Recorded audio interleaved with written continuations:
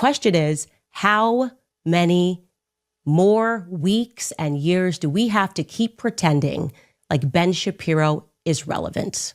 The entire world knows that you are an imposter. Of course, what followed Ben Shapiro on stage is somebody who Charlie Kirk loved very much and who he fought for to the very end against the Jewish donors who were pressuring him, some of them because Ben Shapiro insisted that they do. Ben Shapiro was at a place where I don't know what's the problem with Ben Shapiro, to be quite honest. Honestly speaking, I don't really take sides like that, but Ben Shapiro really do have a problem, to be quite honest, especially with Candace. It's almost like this boyfriend, this ex-boyfriend of yours that keep on coming back to you, even when you say you are now with somebody else and you have children with this person and you are happily, married, you have moved on and so on, and he keep on sticking out his head somewhere there. Because I don't understand, like, he keep on talking about her like so many times. I'm going to put a video here where he was talking about Candace, where he was asking Megyn Kelly, and is it Megyn Kelly? Yeah. And then obviously he was trying to force her to say things about Candace which she didn't say. And then he gets so disappointed that he now on TPS USA were saying things about Candace and I think Tucker Carlson as well and Megyn. And then Candace this time made a video where she literally, and Candace doesn't really like swear like that, where she literally say, F you, Ben Shapiro. Let's look at this video because I don't know what's going on, to be quite honest. I think that what Candace Owens is doing right now is evil. It is evil what she is doing right now. Okay, and I say that again. But what? Because like I didn't opine on whether it's evil or not, but my position is it's really none of my business. And why is it? But I have a question. Why is it none of your business? I mean, you comment on these things for a living. I'm not mother of the internet. No, but if this were on the left and somebody were accusing Charlie Kirk of his wife having murdered him, I assume that you would be talking about it. Is that what Candace is accusing Erika of? Yes. Of murdering her own husband? She's accusing TPUSA insiders and other members of the right wing, including Seth Dillon, of being involved in the murder of Charlie Kirk, yes. Okay. Like I said, I don't take in that content, which is an honest statement. I don't have time to watch Candace's show. I believe you. But the point that I'm making is that what I understand friendship Candace should not, in our business, I think it's important. Listen, friendship should not trump. We don't even know each other. I understand, but even with Tucker, friendship should not trump our manifest requirement to speak out when people do and say things that are both detrimental to conservatism and morally wrong. Okay, so I don't totally disagree, but I think the way of handling that... And Charlie Kirk through. Take a listen to a portion of what Ben had to say. So, if Candace Owens decides to spend every day since the murder of Charlie Kirk casting aspersions at TPUSA and the people who work here, who worked with Charlie every single day, his best friends, to cast aspersions at Mikey McCoy and Andrew Colvin and Blake Neff and Tyler Boyer, and yes, at Erika Kirk, and to imply or outright claim complicity in a cover-up over Charlie's murder, to spew absolutely baseless trash implicating everyone from French intelligence to Mossad to members of TPUSA in Charlie's murder or a cover-up in that murder, then we, as people with a microphone, have a moral obligation to call that out by name. So no, Tucker Carlson, it is not an excuse to go silent on Candace's targeting of TPUSA.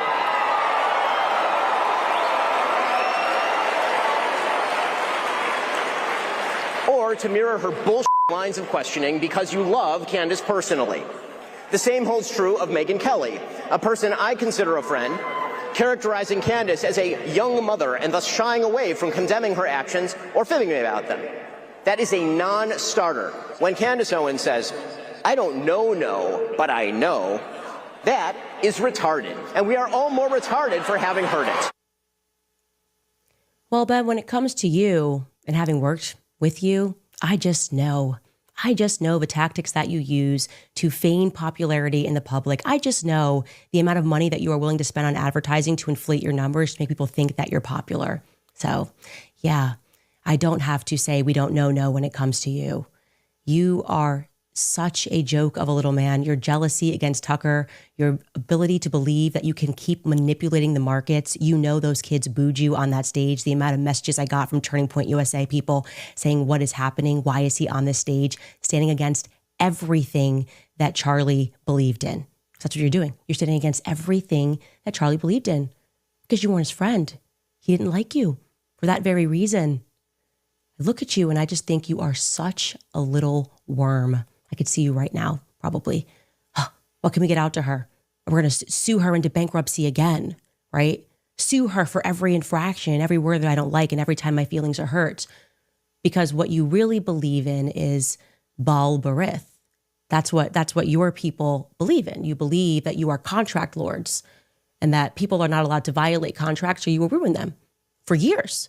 You fire someone and you effectively stalk and harass them for years after.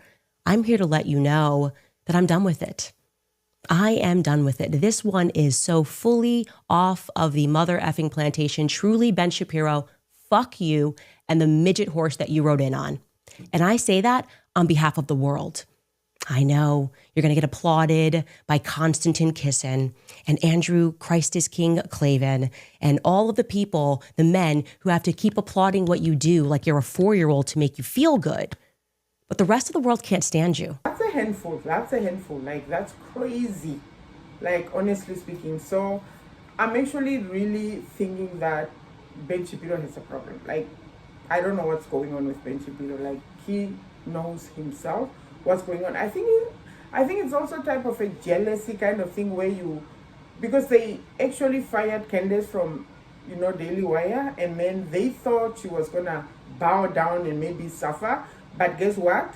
What the devil meant for bad, God turns into good, and Candace is now the number one podcast in the world, number one watch by downloads and all that in the world. So, I mean, when you look at the views on Ben Shapiro, it's like 14,000, maybe it's a lot, 100,000. Candace goes up to 2.4 million, sometimes up to 7 million views, okay? So that's like crazy.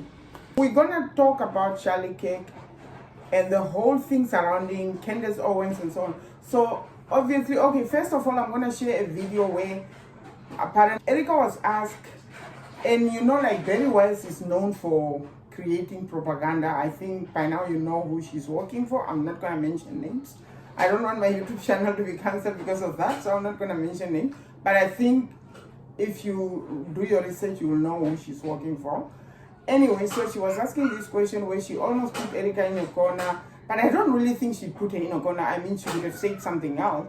And then Erika say, when she asked, what Erika think about Candace Owens lying and so on, Erika says stop. But Erika could have said, no, she's not lying or whatever. Like, it means that, did you think Candace Owens was lying? Anyway, let me put the video on and then you can see for yourself what I mean.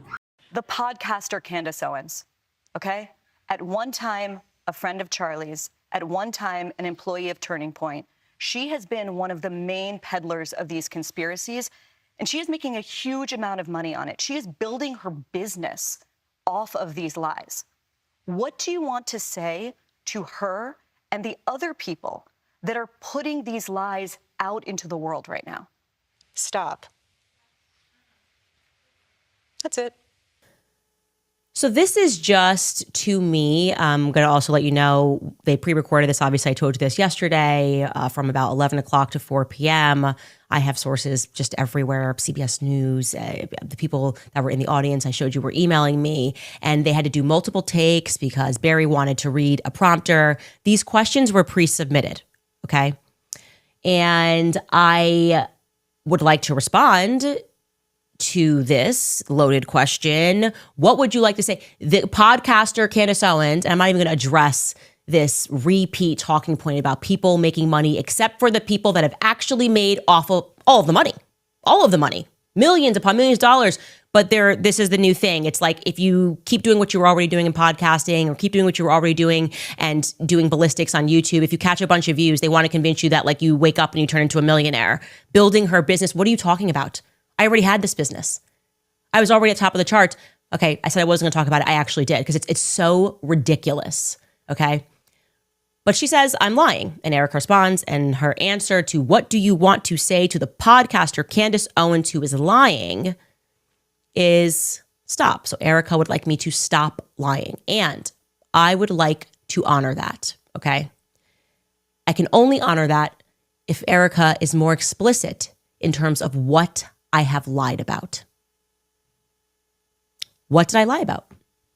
It's just incredible. There have this opportunity. The questions have been before. You could just start like going through them. Maybe they will. By the way, it's coming out on Saturday. Maybe I've made a mistake somewhere and I'm happy. I want to correct that, right? I'm not interested. My goal is not to tell lies.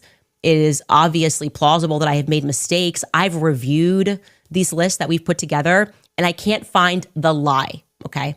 The lies that I find are coming out of Turning Point USA. Okay, and here are some of those lies.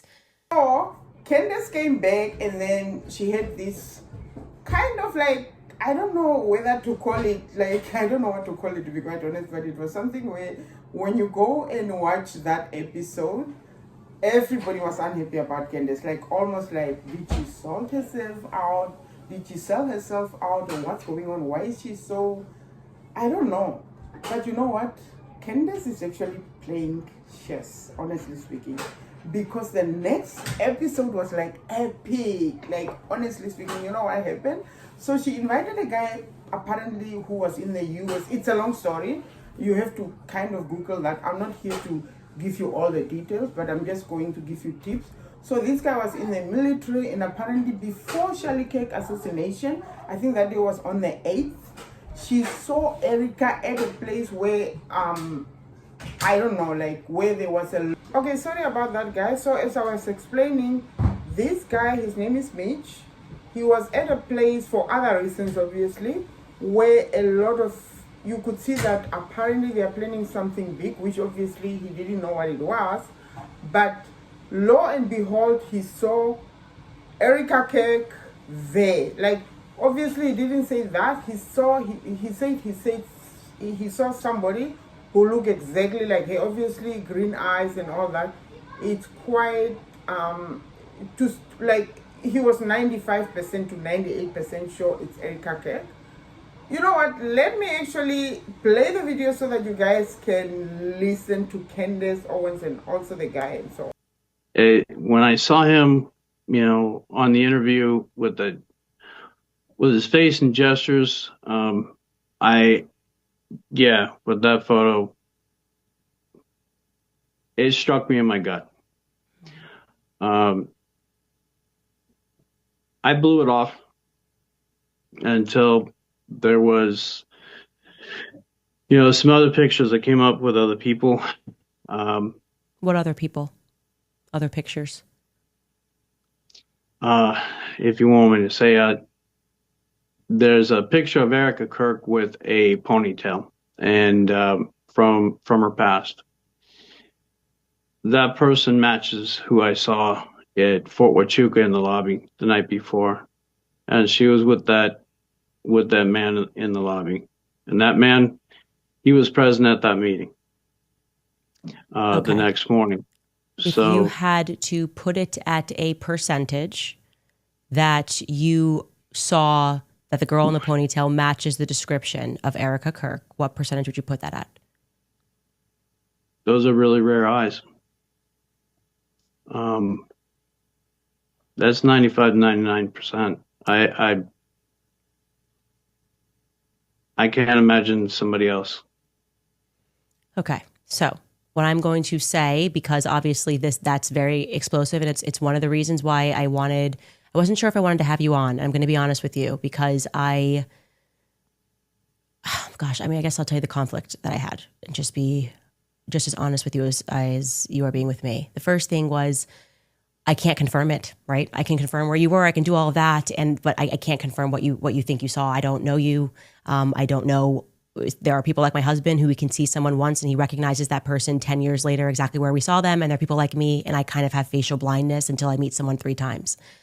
The second thing was, I didn't want people to wrongly extrapolate things and say, okay, well, maybe she was on the base. Maybe there's a chance she wasn't on the base, right? That she has a doppelganger. People do have doppelgangers. I have doppelgangers, right? But let's say she was on the base. Let's say you're right, and you saw her. This is the night before. This is on the 8th. And maybe she was in the hotel, but maybe she was there for a different reason. Maybe she was there because she's always been open about the fact that her mother moved to Arizona because she got involved with the military. So that could be totally unrelated to the meeting that took place on the 9th. Anyway, we are coming to the end of it. So from me, Jehovah, take care, guys. Bye.